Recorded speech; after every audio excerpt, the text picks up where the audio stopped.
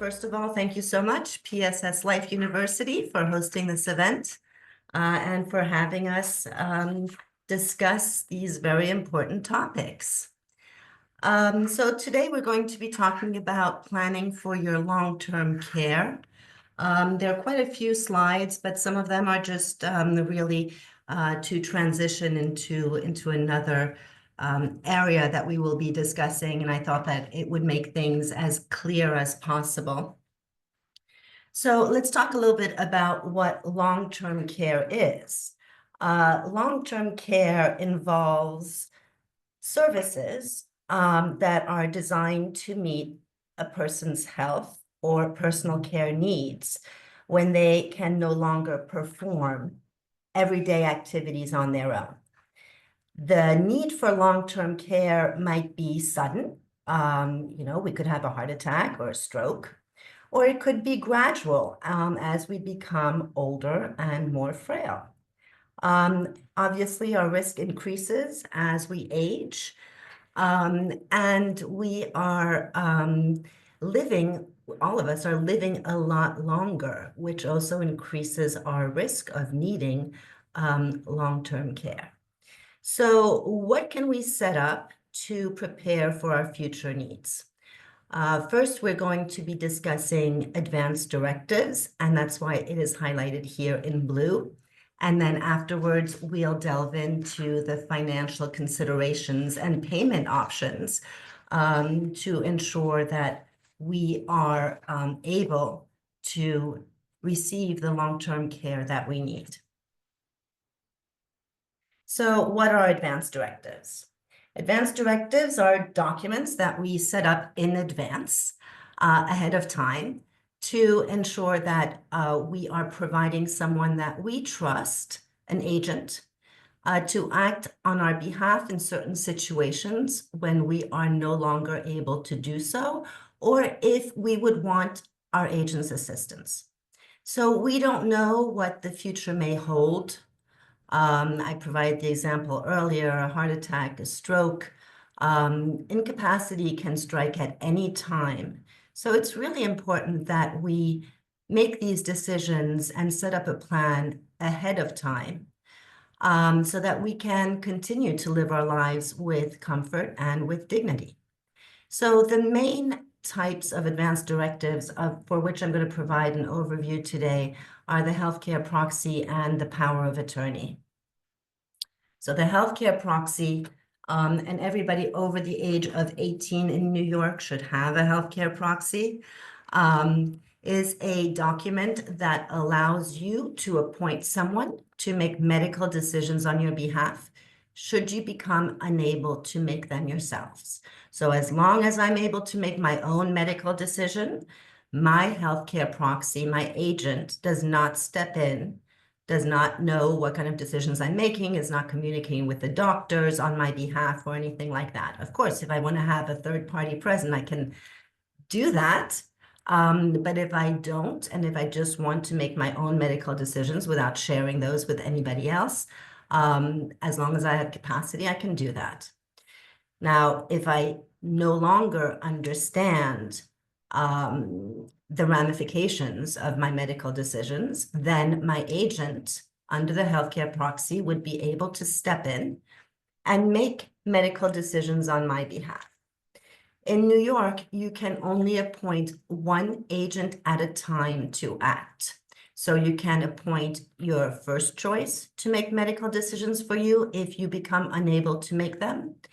And if that first choice, your primary agent, is not available, then your second agent, your alternate agent, would be able to make medical decisions on your behalf.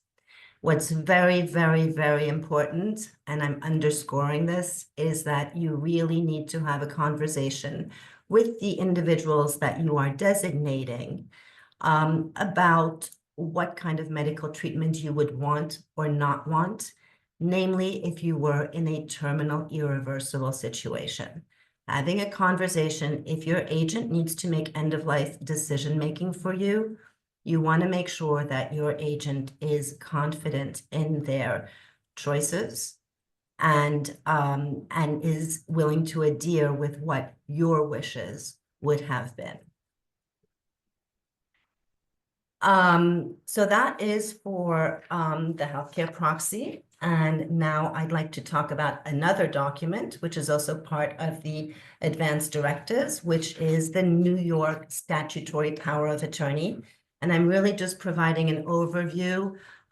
We can easily do a full hour presentation just on healthcare proxies and powers of attorney. But to discuss the New York statutory power of attorney, which is different from a power of attorney that you would execute, for example, with your financial institution. What I'm referring to is a power of attorney that encompasses all of your financial institutions. So basically, if you do a New York statutory power of attorney, it would be, if done properly, accepted by various financial institutions, by various agencies. So as opposed to a specific power of attorney that you do with one financial institution, because it only would be valid with that financial institution. So what does the power of attorney cover? The power of attorney basically covers everything that is not covered by the healthcare proxy. So whatever is not medical decision-making is covered pretty much under the statutory power of attorney. So the power of attorney is a document that authorizes someone that you trust to act on your behalf regarding your property, your investment, insurance, taxes, and all other matters, whether it be personal or financial matters.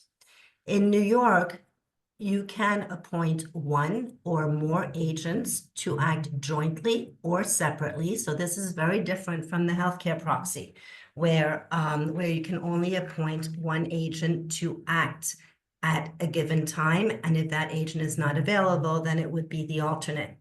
With the power of attorney, you can designate 3 people that would be in the same order of hierarchy that would basically be able to step into your shoes and to act on your behalf.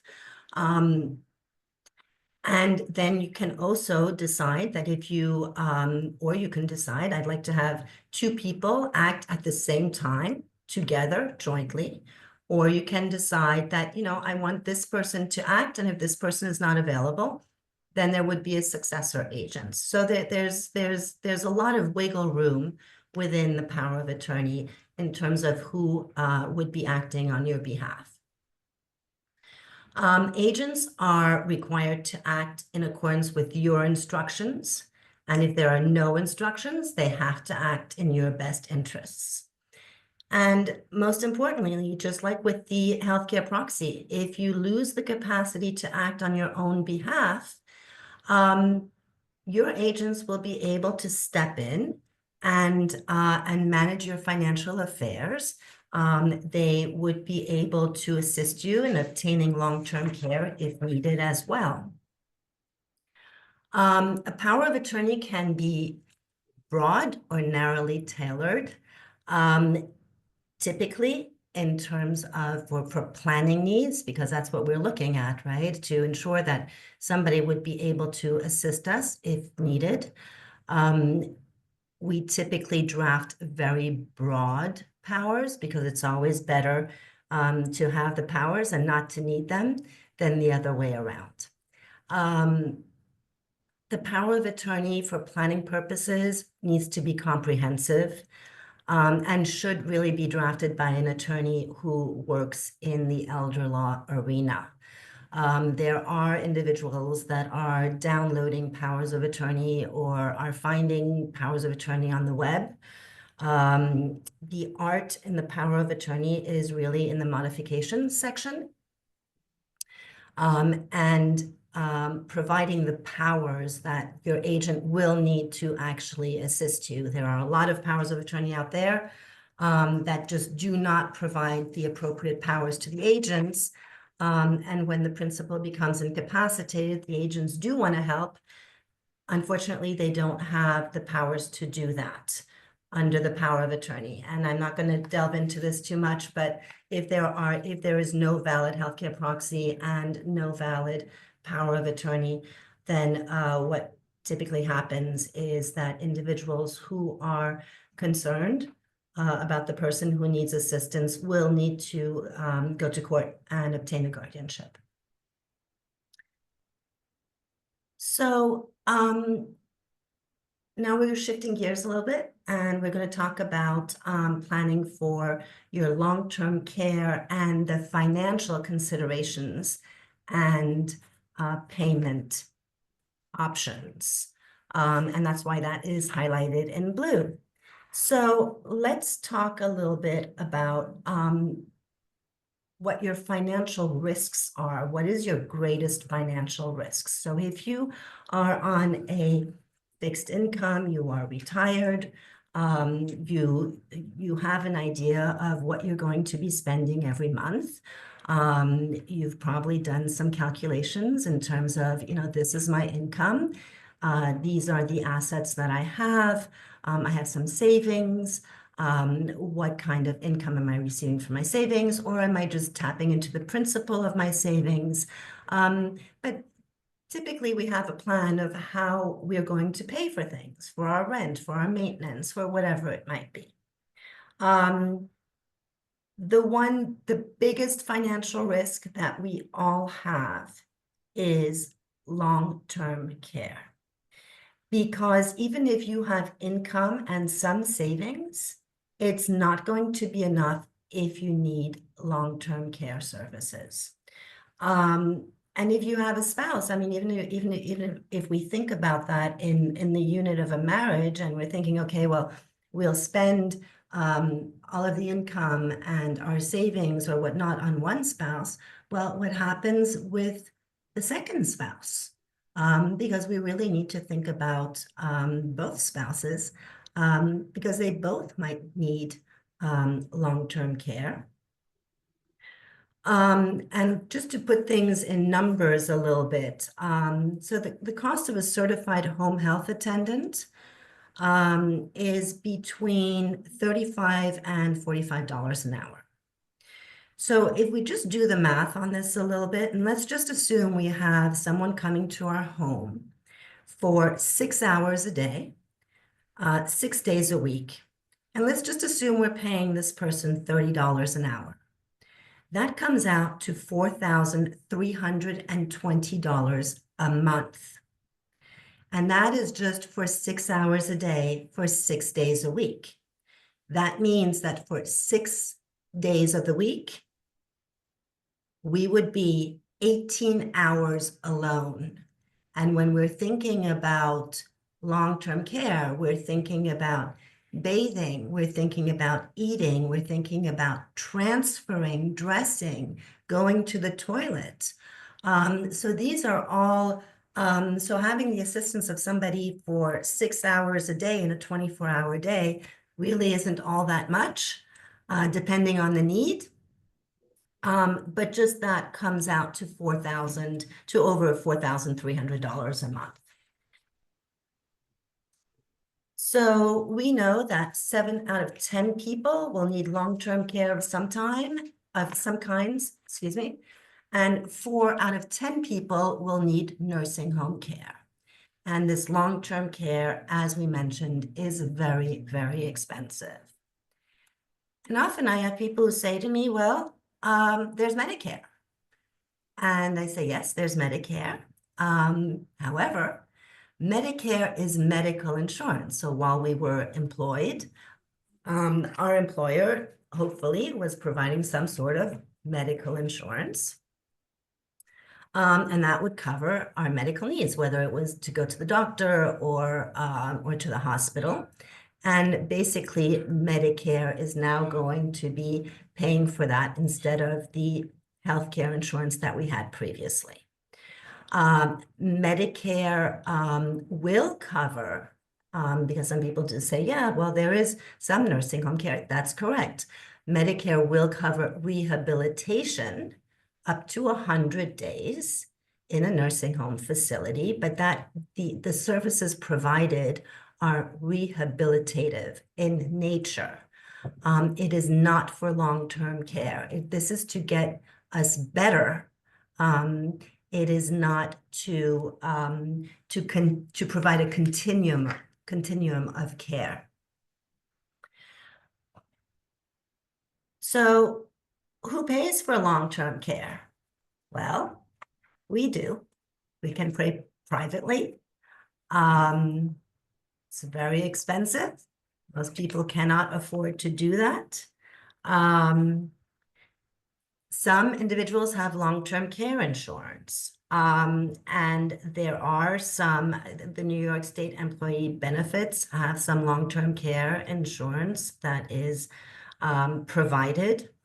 What I would suggest is that you take a look at the long-term care insurance that you have and check your benefits.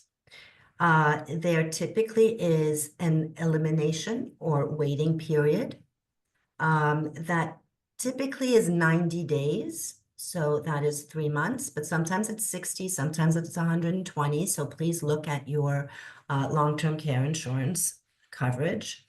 And also look at the amount of coverage, because quite often it's capped at a certain amount, whether it be a daily amount, a monthly amount, a lifetime amount, and lifetime maximum, or a certain number of years. So if you are one of the fortunate individuals that does have long-term care insurance, you definitely want to take a look at that and see with a critical eye and see potentially where it is lacking. The other the other individuals that might pay for long-term care are adult children, if they can afford to do so. And if that is something that you would be willing to have your children paid for you. And the fourth, and this is what we're really going to be delving into, the fourth option is Medicaid. Medicaid, not Medicare. Medicaid pays for long-term care. So we are first going to be talking about community Medicaid, and then afterwards I will be discussing nursing home Medicaid. So at this point in time, our focus is going to be on community Medicaid. And what is community Medicaid? Community Medicaid is home care. It is adult daycare, assisted living, special programs, and certain other benefits that they will provide. So how do you protect yourself against these costs of care while you are in the community? First, what you need to do is you need to plan for your long-term care. At this point in time, you have capacity, you are able to understand, you are able to make decisions, you are able to set up a plan for yourself. So now is a good time for you to think about planning for your long-term care. The next step would be to achieve eligibility for community Medicaid services. At this point in time, there is no look back, and I'll go a little bit more into the look back because a lot of people have heard about these terms of look back. So I'll go a little bit more into that in a little bit. This third step then, if once you are eligible, and if you currently need long-term care, is to obtain the assistance that you need in your home, in your community, or in an assisted living facility that would be paid by the Medicaid program. And in the end, what you're going to be doing is that you're going to be allowing for your income and your assets to be used in a way so that you can stay in your home as long as possible. So again, we're still on community Medicaid. So Medicaid eligibility is based on resources, and we're going to delve into the resources. That is first. That's why resources is highlighted here in blue. Medicaid looks at two factors, eligibility based on resources, and Medicaid will also look at income. So while income is not an eligibility factor, there is a limit in 2025, and these numbers change every year, of $1,800 per month. So for many of you on this Zoom, you have an income that is greater than $1,800 per month. And if so, you have an option. You can either contribute the balance to the cost of your care, which most people don't want to do, or you can deposit the surplus, anything above $1,800, into a pooled income trust, also called a PIT. So now what we're going to delve into is the resources, as I had highlighted right here. This is going to be what we're going to be discussing next before we go into the income. So for the resources, let me go back up to this slide. So you can see we cannot have more than $32,396 in resources. So what are resources? Resources are your investments, your savings, your checking accounts, cash value of life insurance. This is what Medicaid will consider as resources. So what do some people do? They think, well, in order to become eligible, what I'm going to do is I am going to transfer my resources to family members or friends, and then I'm going to apply for Medicaid. And that is never a very good idea. First of all, because your friends and families might misuse the funds. What happens if you transfer all to a very good friend of yours and your good friend predeceases you? If your good friend predeceases you, those funds now go to whoever is the beneficiary of your good friend's last will and testament, or if they died without a last will and testament, to their heirs at law. So the money is not going to go back to you. So you're not going to be able to use it for your benefit. What happens if you, once again, give it to a good friend of yours, and your good friend is getting a divorce? Well, that money is considered to be his. And also, just generally speaking, this good friend to whom you've transferred your assets to might get sued, might owe some money in the future, might need to file for bankruptcy. So basically, once you have transferred these funds into your friends or family members' names, it is now theirs, and you do not have a claim to say, no, well, actually, it wasn't really theirs. No, it's under their names, and it's legally theirs. So also, once you transfer it to your family members or friends, there is basically, they are taking the assets at their current tax valuation. So there's no step up in tax basis, as opposed to what we do with irrevocable trusts.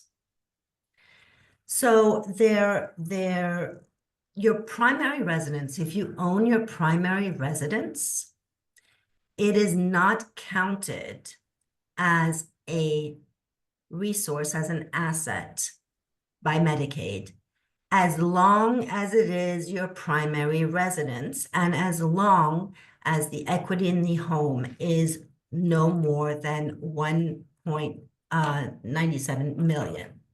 So I hope I said that correctly. It's on the screen. The number is on the screen. But once it's no longer your primary residence, then Medicaid can file a lien and seek to recover the amount that it has spent on your care. So if I obtain Medicaid services and then I pass away, so I was in my home for a bit, and then I went to a nursing home, and then I passed away. Then my home winds up in my estate. Medicaid will seek to recuperate whatever they paid on my care from my estate. So how do you protect your home? You protect your home by placing it into a trust. So let's talk a little bit about irrevocable trusts. So an irrevocable trust is legally, it's a separate person. It's an entity that you create through a trust agreement where you would be the grantor, the settlor, the person who is creating the trust. And you enter into an agreement with a trustee of your choosing. And the trustee is the person that manages the trust assets. Then you would also be transferring your assets into the trust to be managed by the trustee. An irrevocable trust will give you access to New York's Medicaid benefits and also protect your home, investments, and other assets. It's also a wonderful estate plan because the trust agreement will state who will receive the trust assets after your death, which means that you are avoiding, your estate is avoiding probate.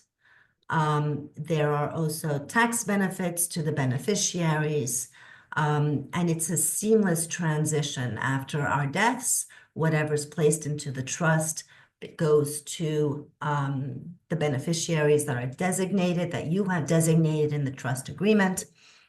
And there's no need for court intervention. So, and I think I said this, but just in case I haven't. So houses, condos, co-ops, these can be transferred into a trust as well. So the trust can own your primary residence or secondary residence as you would want. What are the benefits of an irrevocable asset protection trust? So your assets are protected during your lifetime. If you have long-term care insurance, you can use your long-term care insurance, and you can also access Medicaid benefits, because what happens if your long-term care insurance says, well, we will only pay $100 per day for a year? Well, then it is best to rely on the Medicaid program to be able to ensure that you have the assistance that you need in your home. If you have an irrevocable trust, as we mentioned before, there's no probate proceeding, there's no court involvement after your death. Your assets are also distributed according to your wishes. It is a private document. As opposed to a last will and testament. A last will and testament, once it is probated, becomes public. Pretty much anybody can go to the surrogate's court in the county in which you died and take a look at your last will and testament and see who the beneficiaries are. There are also other reasons why one would not want to die without a trust, namely if there are very distant family members that would need to be placed on notice after we pass away. I think we're looking at an estate right now, and it's an interesting number, but there are 36 individuals that are first cousins that need to be found. There are 36 of them. Because they have a right to contest the last will and testament from the testator. who, for some reason, decided to do a last will and testament and not place her assets in a trust. If her assets had been placed in a trust, the assets in the trust would have just seamlessly gone to the beneficiaries, and we would not need to hire a genealogist and search out 36 people on planet Earth who need to be put on notice. The next benefit of an irrevocable trust is that your beneficiaries would avoid capital gains tax on unrealized gains that accrued during your lifetime. So basically, if you purchase your home at $250,000, you pass away, the home is now worth $1 million. Well, the beneficiaries of the trust would be able to receive with a basis in the home of $1 million. They do not need to pay taxes on the $750,000 difference.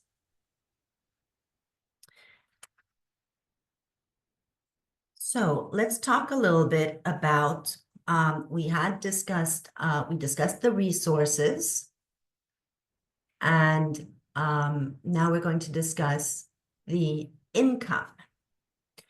So resources, you cannot have in your name more than $32,396. Income is separate.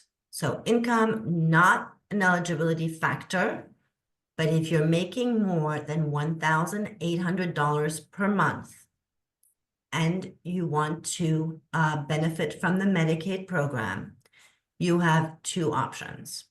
You can either contribute the balance to the cost of your care, or you can deposit the surplus into a pooled income trust.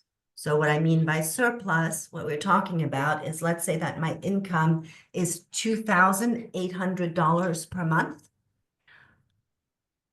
That means that I'm $1,000 above the $1,800 limit.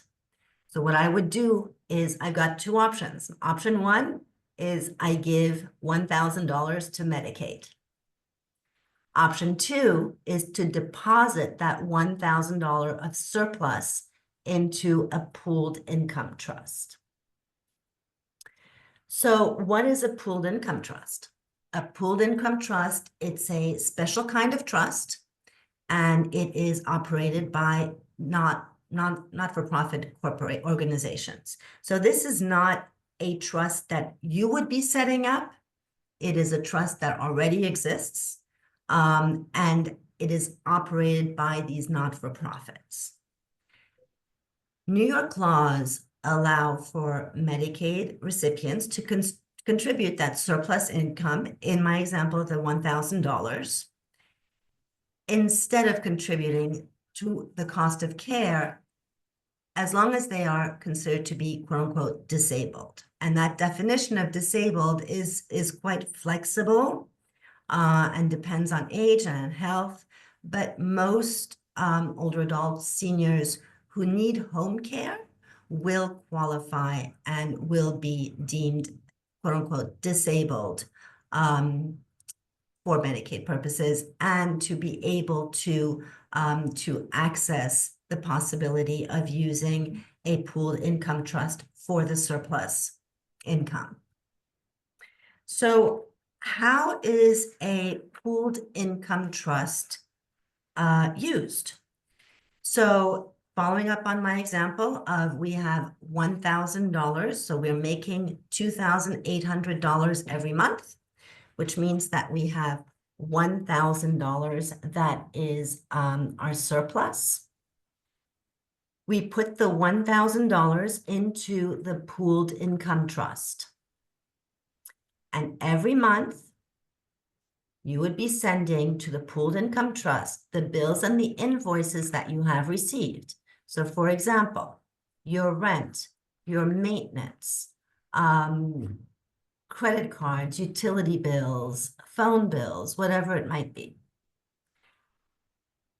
as long as these goods and services that you are asking the pooled income trust to pay are for you, that is fine in accordance with Medicaid.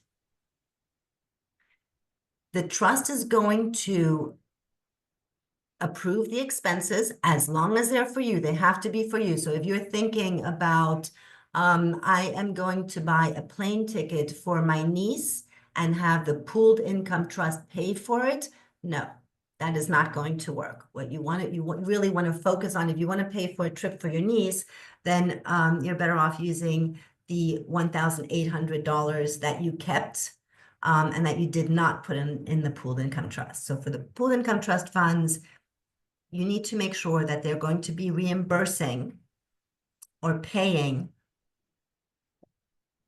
any goods or services that were specifically for you.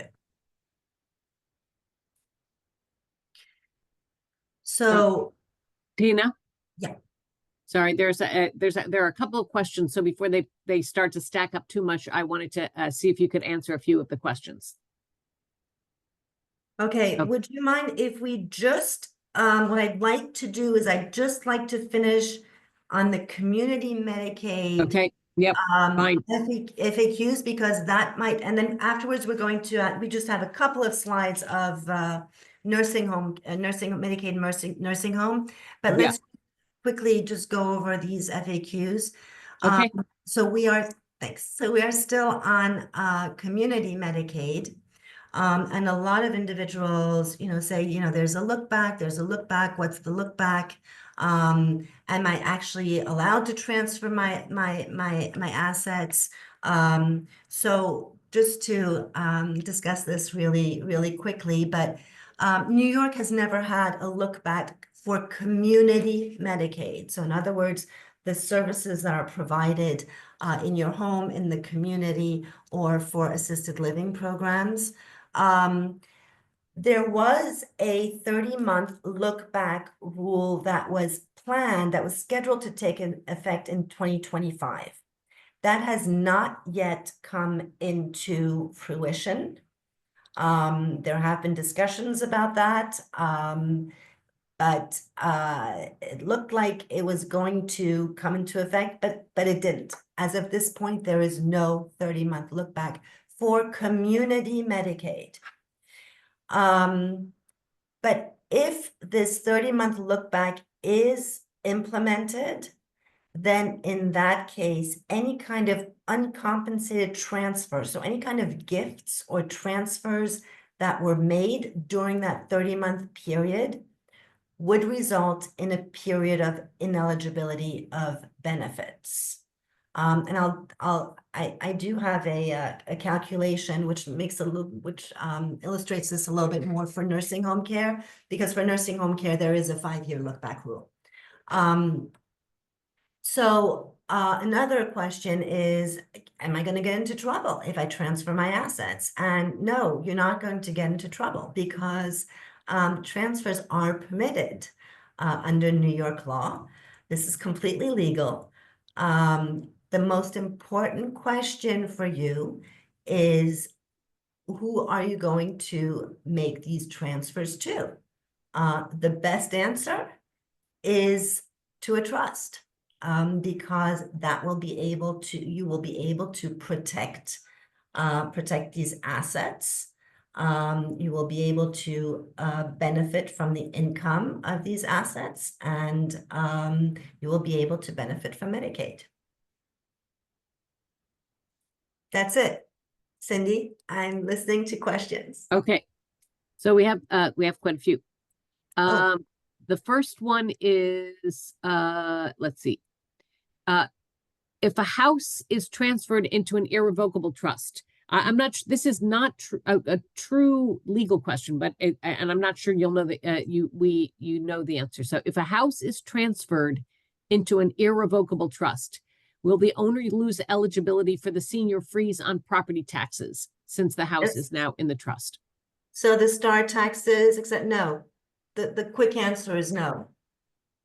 No, because so older adults benefit from certain tax breaks or benefits, if they're the homeowner, and they do not lose those if the house is placed into an irrevocable trust. Is it the star benefit? That I'm just said for freeze on property taxes. So there's Star and isn't there Scree and other ones? Scree is for rental, no? Oh, okay, rental. Okay, good. Okay, So, but I mean, if you're thinking about something very specific, I'm happy to look it up. But no, if it's placed in an irrevocable trust, generally speaking, no, you still are able to benefit from these from these lower taxes. okay. Next one. Very good question. If a person has a Roth IRA, you're not required to take RMDs. Will Medicaid demand that a person takes out RMDs because Medicaid prohibits foregoing any income that you have a right to? Yes. Yes. Yes. Yes. My understanding is that yes, you will have to take RMDs Right. From your Roth. from the Roth. Yes. Okay. Good. Okay. And if you're enrolled in Medicaid and Medicare, does it make sense to have a Medicare Advantage Plus plan or a dual complete Advantage plan? What are does it matter if you're on Medicaid if you have a different kind of one Medicare plan or another? So I think that the best way of going, I mean, typically these things are figured out in light of your needs and the medications that you take and the care that you need. So I think that that's a bit of I'm a little bit reluctant to provide an overly broad answer on that. Okay. Good. Yeah, I think that, yeah, you said depending on your circumstances. And then also, does it make sense to have an irrevocable trust if you do not own a home, you are already on Medicaid, and your assets are small IRAs and personal belongings? So you are already on Medicaid, so you're Medicaid eligible. Can you repeat? It was a compound question, Cindy. So I need to go. That's okay. So you're on Medicaid. You have few assets, small IRAs and personal belongings. Does it make sense to have an irrevocable trust? Assets, IRAs, and personal property. Yeah, small IRAs. Yeah. Okay. So your assets, no, the only assets that you have are small IRAs and personal belongings. So I think that and there's no home. There's no home. Correct. No home ownership. Correct. You do not own a home, right? So I think no, I think that, for the IRAs, you would want to make sure that you designate beneficiaries and successors. So let's say, if I designate on my IRA, my friend Bob, I also want to designate a second beneficiary in case Bob predeceases me, because I wouldn't want any of this to go through probate or through administration after my death. So I do want to have a designated beneficiary. And then the personal property, so I'm assuming that this person is renting an apartment. Yeah. So then the personal property, the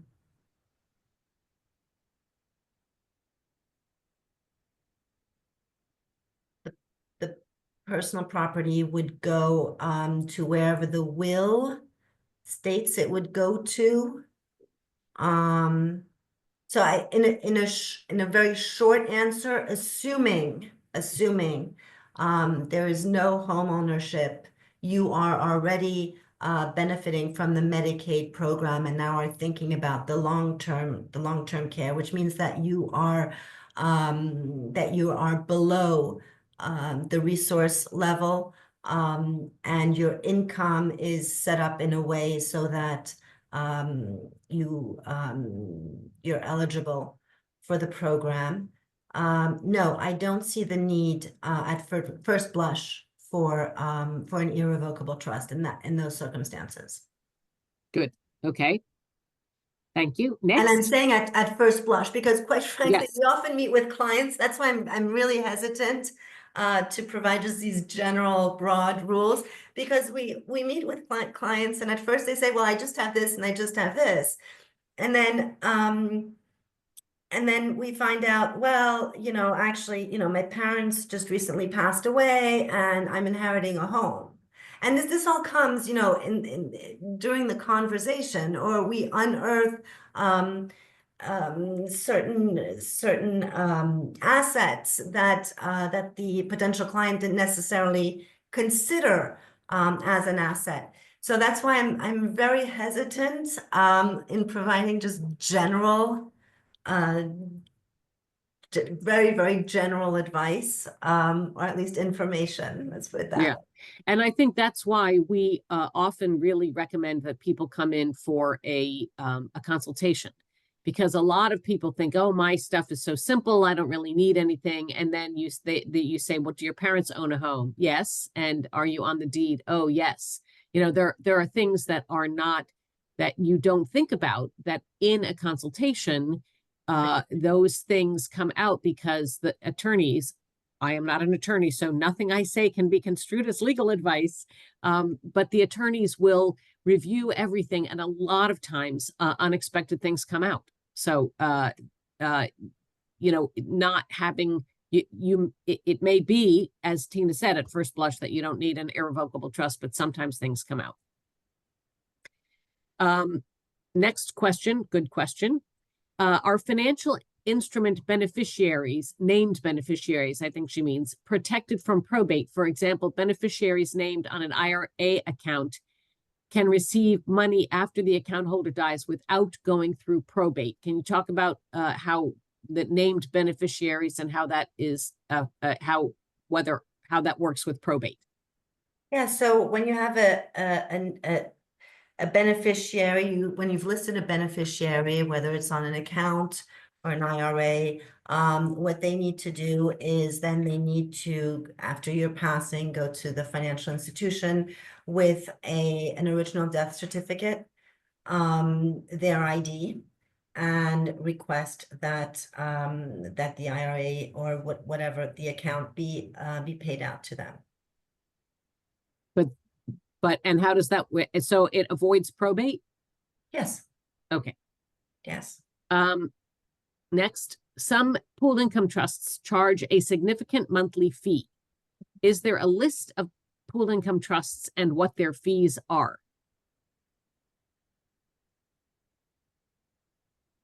So, what I would suggest is send me an email with that question, and I will find out if there is some sort of published, readily available, or maybe not readily available, or something that is out there that would provide the fees. I do want to mention something about pooled income trusts, because I know that, I mean, there is a quote unquote a sign up fee, right? When you sign the joinder agreement, they're going to ask for a fee, and then they also take a monthly fee. But some pooled income trusts are very responsive, and others might be a little bit less responsive. So I think that one needs to consider, obviously, the costs, but also the quality of the services that they provide. Because if they're not paying bills on time, or they're not doing things the way they're supposed to, that is it's detrimental to our health. Honestly, I've had some people who really got very, very upset, very concerned. They're afraid that their lights are going to go out. They're afraid that their cell phone's not going to work anymore. And it's just, it just creates a whole other layer of potential medical concerns. because there's such an anxiety that things are not going to get done. But the straight answer is feel free to send me an email, and I will look into whether there is such a thing available. Now I'm going to add, there's a question about the look back Mhm. that I'm going to hold until the end. But just don't let me forget, because it's a good question about the look back. And a couple of questions on trusts. How much and who manages the trust? And how do you know who to trust? How do you know who to make your trustee? Like, how does the trust work and the trustee work? So that's a really good question, and that is also something that's typically unearthed while we have a conversation with potential clients or with clients. Trustees are typically individuals that you trust, because they're going to be in charge of managing the assets that you are placing into the trust. Typically, they will be, life partners or children that or individuals or the trustees will be individuals that our clients have known for a long time, and they know that they are trustworthy. Okay, because the trustee is the person who is managing the trust. The trustee is the person who's managing the trust. Okay. Next question, is there a limit on the amount of income that can go into a pooled income trust? No. Okay. Do you want to am I providing too short of answers? Sorry. Yes. Because I think that the answer is not only no. I think, if you have $15,000 a month that's going into the pooled income trust, you may not be able to spend it all. And, that's the issue that I think. Right. So the issue is if you have $15,000 a month that is going into the pooled income trust. Thank you, Cindy. The idea with the pooled income trust is that you are going to spend everything that is going to be placed into that trust. Whatever you do not spend at your death remains in the pooled income trust. It is not going to your heirs at law. It's not going into a trust that you have set up. The not-for-profit keeps that amount. So the idea really is to be able to place the surplus and use the surplus every month on your expenses. But this is also something that can be calculated depending on, so if you receive home care hours and you're receiving split shift 24/7, well, would it make sense to leave some money in the pooled income trust after your death? Maybe it would, because you were able to benefit from the Medicaid program, and you would not have been able to pay for the 24/7 care with the income that you make. So these things can be calculated out and need to be further delved into. It's a very it's a very case-to-case individual way of looking at things and seeing what each client's circumstances are different. Each client's concerns are different. Each client's risks are different. So these things we delve into more on an individual basis. Cindy, I'm a little bit concerned about the timing. Yeah. So we have technically until 3:15. Normally it's we do questions in the last 15 minutes, but I agree with you.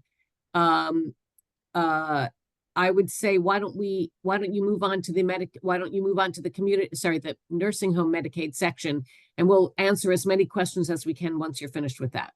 Does that sound okay? Yeah. Okay, that sounds good. Because while I was saying, well, are my answers too short? And you were kind of like, yes, they're too short. And I'm just like, Yeah. well, I know, yes, yeah, I know, you're trying to get through them all. So let's, so now just going back to what we were talking about, and that is on this slide. We have now finished talking about community Medicaid, which, as you recall, is the type of Medicaid that will pay for assistance while you are in your home or in the community. The last, and there are only really a couple of slides here for nursing home care. So nursing home care is different, and I think that this is where Medicaid provided nursing home, Medicaid paid for nursing home care is different. And I think that this is really quite often where the confusion lies. So once again, the Medicaid eligibility in terms of resources, it is the same. You cannot have more than $32,396. Now let's look at the income. So if your income exceeds the private pay rate, you're not going to be eligible. So let's say the nursing home costs, I'm making up these numbers, the nursing home costs $18,000 a month, and you are making per month $20,000.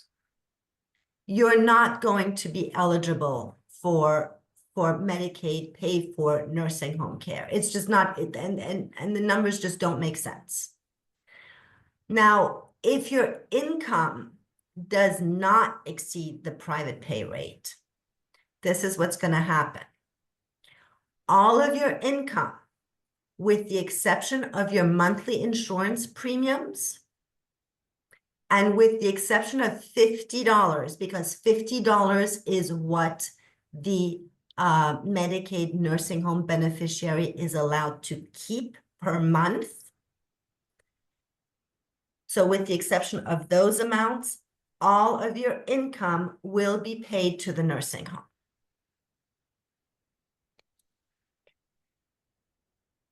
So here we're going to talk about the look back, and this is pretty much the end of the slides. So for nursing home Medicaid, New York has a 5-year look back. What that means is that if I apply for Medicaid on January 1st, Medicaid is going to take a look at gifts and transfers made 5 years before January 1st. And what they're going to do is, if they realize that there have been uncompensated transfers, in other words, you gifted money, you gave away money, or you put money into a trust, then there's going to be a period during which you are not going to be eligible for Medicaid benefits. And that period is called the penalty period. And earlier I had said I provided a quick calculation on the nursing home to explain a little bit what the penalty period was, and which ties in with the look back. So let's say I transfer, and there's obviously a reason why I use these numbers. If I transferred $145,820, and the regional nursing home rate in New York City is $14,582 per month, the penalty period, so in other words, the period of time that I would be ineligible for this Medicaid nursing home benefit would be 10 months. Because what we're doing is we are going to take the amount that was transferred, divided by the Medicaid regional rate for nursing home care, and that is going to provide the number of months that I am ineligible for Medicaid nursing home care.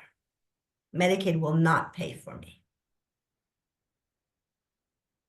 So that gets us to the end of the presentation. So I am going to, what I wanted to do is, here you have my email address. And once again, thank PSS Life University for having us. But I am happy to take some more questions, Cindy. Okay. All right. So the question is, let me see, wait a second, sorry.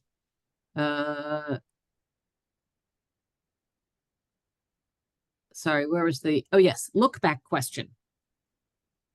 What if transfers, so regarding the look back, what if the transfers were either to A, repay loans, or B, prepay certain living expenses?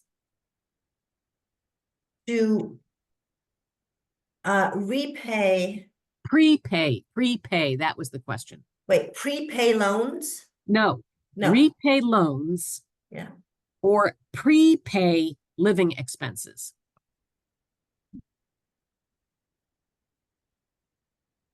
Okay. So you're repaying certain loans, so that's not an uncompensated transfer. You had a debt and you're paying it. Right. So that is not a transfer. So that And that is not a transfer. right. And if you prepay certain living expenses, since you're moving into a nursing home, that would seem, oh, you're already in the nursing home. It would be you wouldn't So have living expenses to pay for, would you? yeah, what I'm curious about what these prepaying living expenses would be. Yeah. So if the person that can address that, if you're still here, and then okay, okay. So back to these are back to some of the other ones. IRAs. In which trust do IRAs go? Do I think they meant as far as an irrevocable trust or a pooled income trust? And the answer is So the answer is, now you're asking me to provide a yes or no answer. The answer is the IRAs don't go into a trust.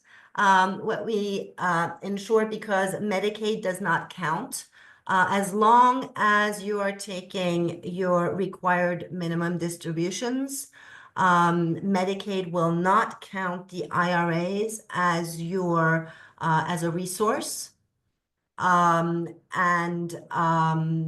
But you have to take out your annual required distributions. okay. This is an important question. My father is already on community Medicaid, living in his co-op, which he did not put into any trust. What is the best way to pass the co-op on to his beneficiary after his passing? Should he add his son's name to the deed, or should he put it into a trust now? I would most likely put it into a trust now. Have something that's very clean. That way it can just transfer over. There is a I mean, there are right now transferable on death deeds. It is still up in the air, and I don't know in which county this co-op is either, or where it is located. But there have been some discussions also with the transfer on death deed that Medicaid might seek to recuperate from the beneficiary of the transfer. So I would feel most comfortable placing the co-op into a trust.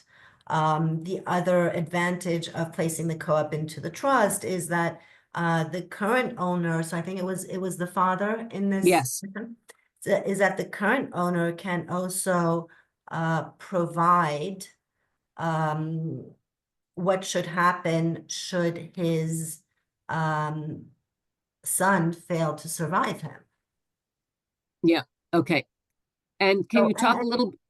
Yeah, and I mean, we just also need to keep in mind, and this is why there's always more to a story. But we also need to keep in mind, I mean, a co-op will want to also double check. I mean, if somebody else is placed onto the shares, onto the lease, some co-op boards are just kind of, well, does this person live here? If this person doesn't live here, then we're not willing to transfer the shares. So that there are a few other considerations that would need to be discussed and once again unearthed. And can you talk a little bit about Medicaid putting a lien on the house for the put on the co-op for the amount that they spent on care? Does that apply to a co-op as well? Oh, yes, absolutely. Absolutely. Even though, I mean, a co-op is not considered to be real property. But if the person who benefited from Medicaid passes away, they will absolutely seek to recover, whether it's from a piece of real property or a co-op. Right, okay. All right, so here's another one. If you put an owned home into a trust for yourself, do the children for your children, do the children manage the trust? And there's more to that. She says, I thought a lawyer manages the trust. And what is the fee? And do you have to tell people you want to get the trust? Do you want to benefit that they are in the trust? Sort of how does it work? How does the management of the trust work? So, I guess the first thing that I'd like to eliminate is this idea that an attorney needs to be the trustee. An attorney does not need to be a trustee. You designate as the trustee. I mean, so a trust agreement is an agreement between you who are creating the trust, and the trustee, that you are choosing who that trustee is going to be. So it's an agreement between the two of you. And so the trustee needs to know what the trust agreement says, because otherwise the trustee is not going to be able to manage the trust in light of the directives that you have provided in the trust agreement. So the trustee should have a copy of the trust, and the trustee is also going to be working with you, most likely to be transferring assets into the trust. As for beneficiaries, so I think the question is, if I state that I want my 3 children A, B, C to be beneficiaries after I die, and I think the question was, do they need to know that they are beneficiaries of this trust? The answer is no. Okay. What are the other questions? Because I think the other question, yep, the other questions are, what does so if you're in the nursing home and you have a 10-month penalty period, ineligibility period, what do you do? Who pays the nursing home for those 10 months?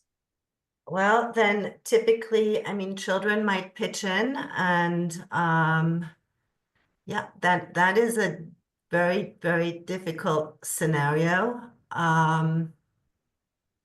You're not eligible, and the nursing home is not getting paid. They might really look into, I mean, where do you live? What kind of, do you own it? Do you have anything under your name that you haven't potentially disclosed? But Yeah, the whole idea is to set things up so that if need be, funds, and that's the beauty of the trust. If need be, funds could potentially be found. yeah. But I think that the point is Yeah. that if you've transferred $100,000 to somebody else, and then you are in the nursing home, whoever got the $100,000, that would be presumed to be the one paying, because that's where you gave your money. Right. No, but it's their money, Right, it's their money, they wouldn't have to, right? So but they yeah, have absolutely no obligation to pay. right. Okay, if a client is in rehab long-term and has an IRA, what happens when this person passes away? So who's paying for the rehab? Yeah, I don't know. It's not clear. So that would be the question. So the question is, who's paying for the rehab? And then sometimes, is it long, when we think long term, are we thinking, was it 30 days? Or are we thinking longer than that? But the whole idea of being in a rehabilitation is to rehabilitate us. Yeah. So that we can get better, so that we can get stronger, and go back home. So and typically Medicare will pay for that. There's no reimbursement for Medicare. If Medicaid is paying for that, then somebody had to do a Medicaid application. Yeah. So I think my first question would be, or my first, the first thing that I would do is find out who's paying for this care. Yeah. Okay. And then yeah, sorry, we're running out of time. So I would say if people have questions, could they, if there's a few more questions, could they email you? Okay. They can email me. I will be, I mean, candid as I've been throughout. I mean, I do not want to provide specific answers, too specific answers. We need to keep this as general as possible because we are not providing legal advice. Yeah. We can only provide legal advice once we have all of our questions answered, and have fully reviewed what each individual circumstance is. But I am happy to, if you send me an email, I'm happy or to chat for a few minutes. But it would be really general information.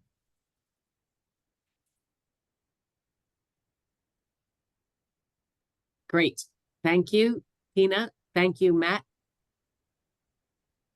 Well, thank you, both of you, Tina and Cindy. Thank you very much. I'm sure everyone appreciated this. We obviously got a lot of great questions. So we will hopefully post the video, the edited version, and we can put the slides in if you want to send them to us, Tina, and we'll put them up on our website so that everybody will have access to them.